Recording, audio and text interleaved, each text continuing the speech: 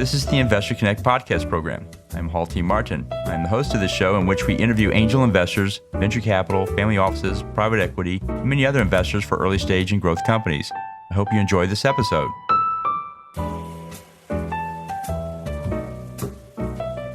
Investor Connect is a 501c3 nonprofit dedicated to the education of investors and startups for fundraising. Please consider donating $100 to the program to help others in their investor and entrepreneur journey. You can find the donate button on the investorconnect.org website.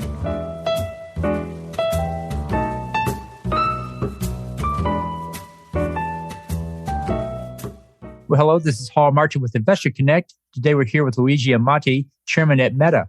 Meta is an international advisory and investment firm dedicated to the creation and scale-up of knowledge-based companies. Luigi, thank you for joining us. Thank you very much, Martin, and thanks for having me with you tonight. Great. Where are you calling from today? I'm calling from Narni in Umbria in Italy. It's called the Green Heart of Italy. So we are located between Florence and Rome. I'm actually in the countryside right now.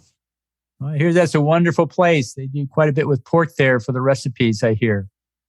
Yeah. Very nice. Hey, so tell us more about your background. What did you do before you started investing in early stage companies? Well, I started off as a computational mechanic engineers developing some software. I was working with a spin-off of Imperial College, the London University Structural Analysis System, and I did some research there.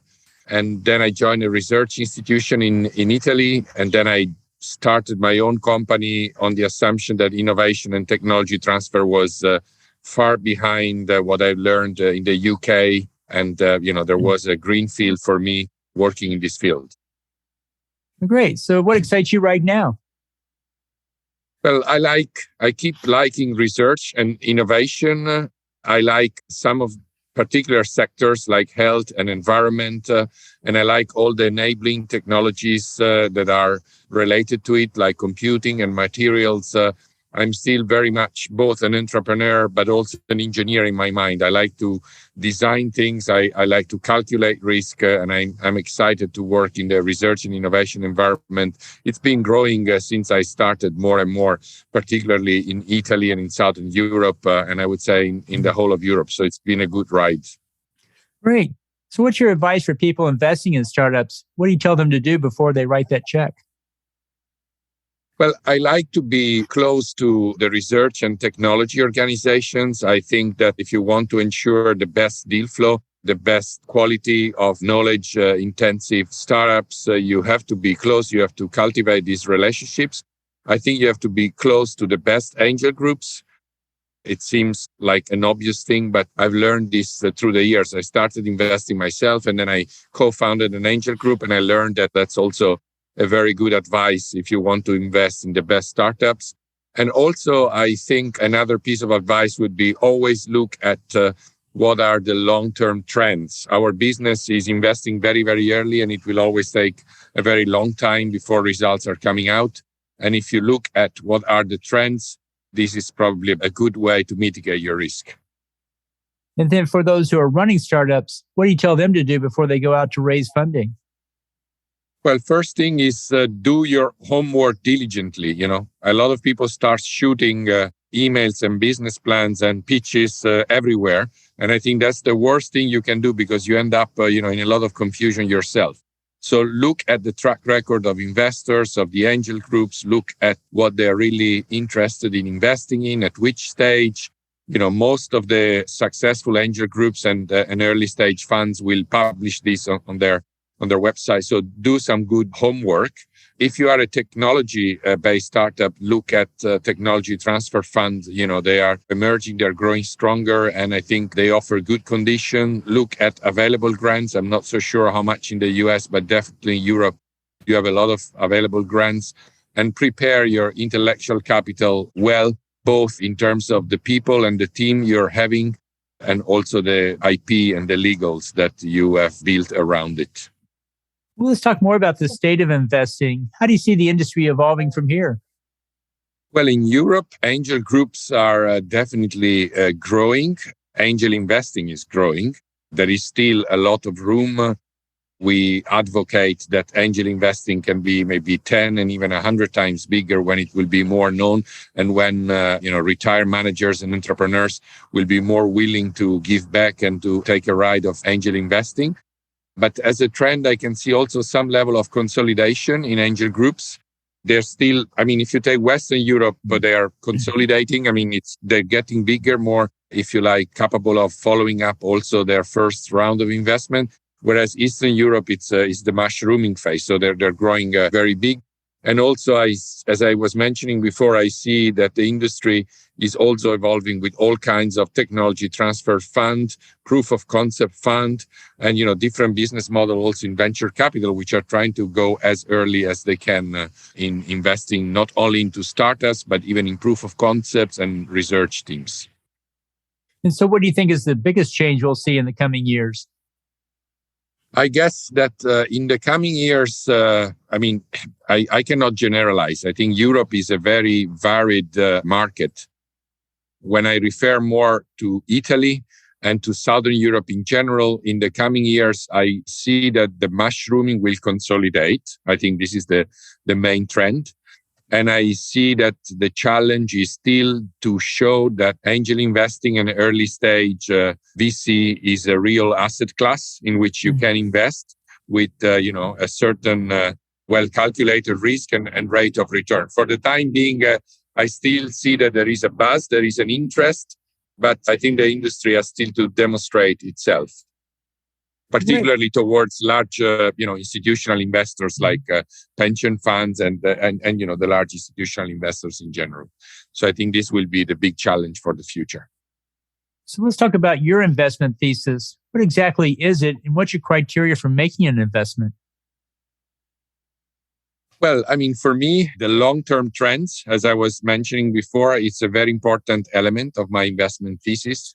When I look at health, I look at aging, I look at personalized medicine, I look at digital health. And when I look at environment or circular, if you like, I look at what are the long-term trends in this sector. So that's my main investment thesis. I look for businesses or, let's say, research results, if it's very, very early, that are matching these long-term trends next to, of course, the great quality they have.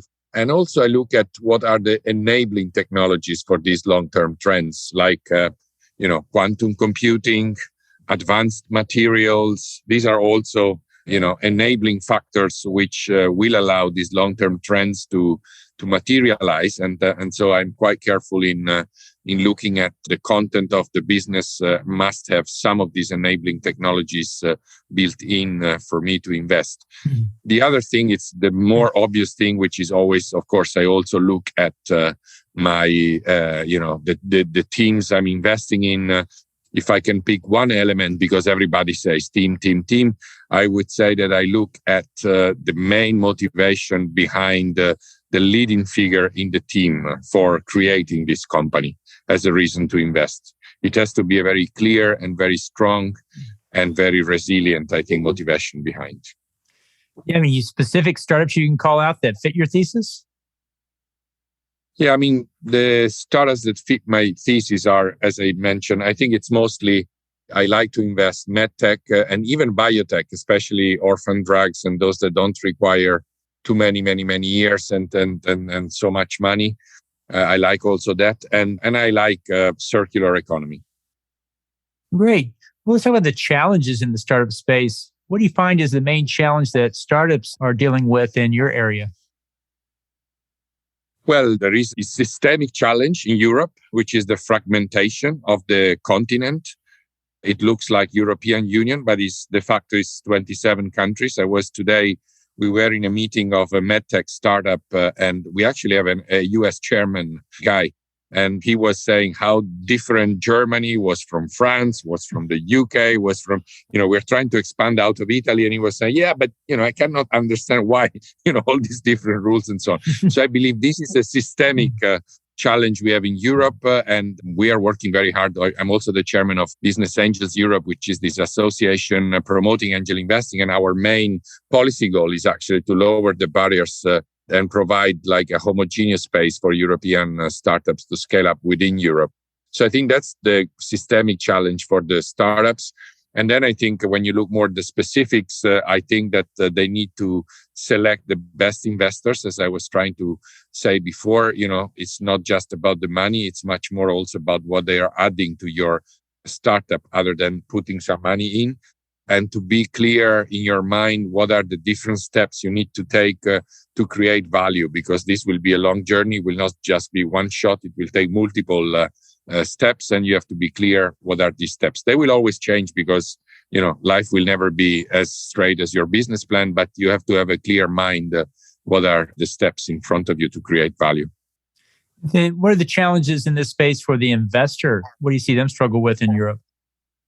I think investors in general are swamped with projects. I think as soon as you become decently, visible or known, that's a big challenge. So, be early and close to the best projects, and how to build a network that allows you to be early and close to the best projects, sometimes that are not even companies, because now the competition is really at the level of technology readiness level of 3 or 4. People are just, starting some kind of a potential company one day. And you have to be already close to that if you really want to capture most of the value.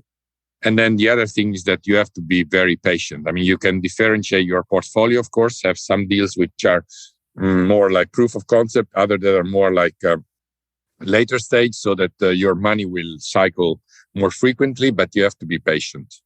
Great. Well, you see a lot of different sectors and applications out there. If you had to pick one or two that are really good immediate opportunities for investors to pursue, what would you call out?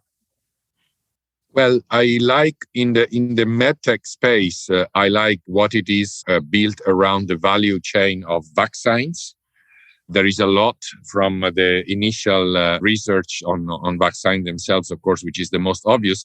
But, the production chain, it's very long and requires a lot of technologies in between. And there is a lot of value that can be created there. And also, I think the personalized medicine value chain is getting more and more interesting and more important. It's still a little bit of a promise, still not fulfilled, I think, its promise. But I think there is a lot of value in the future there. Well, great. Well, in the last few minutes that we have here today, what else should we cover that we haven't? Well, I would like to see more collaboration between the two sides of the Atlantic when it comes to very early stage investing. As I mentioned, I'm very, very involved in international early stage angel investing within Europe, but we are also starting to build some cross-border links, cross-Atlantic links, should I say, with Business Angels Europe Club, which is a network of the most prominent angel groups in Europe. We are starting to build some links. We got Angels Quebec as one of our members in Canada, but one of the largest networks. We started to talk with the Angel Syndicate Network led by Tech Cost Angels in California. And I see that, the world is becoming, some people may think contrary, but I think that it's becoming smaller and smaller. And I think that we have to build this cross investment opportunity also at the very early stage in order to provide the best entrepreneurs with the best money, the best expertise, the best commercial access. And I look forward to have more of this between the US and Europe. Great. So how best for listeners to get back in touch with you? Well, the easy one is my email. It's luigi.amati@businessangelseurope.com. I can spell it luigi.amati. I think that's the best way to reach out for me, or my LinkedIn profile at Luigi Amati. I think it's relatively easy to find. I'm not so quick in responding to LinkedIn messages because you get a lot of them, but it's also a nice way to be in touch. Great. Well, we appreciate you joining us today. We'll include that in the show notes, your contact details, and we hope to have you back for a follow-up soon. Thank you very much, Martin. And again, thanks for inviting me, and all the best. Investor Connect helps investors interested in startup funding. In this podcast series, experienced investors share their experience and advice. You can learn more at investorconnect.org. Paul T. Martin is the director of Investor Connect, which is a 501c3 nonprofit dedicated to the education of investors for early stage funding. All opinions expressed by Hall and podcast guests are solely their own opinions and do not reflect the opinion of Investor Connect. This podcast is for informational purposes only and should not be relied upon as a basis for investment decisions.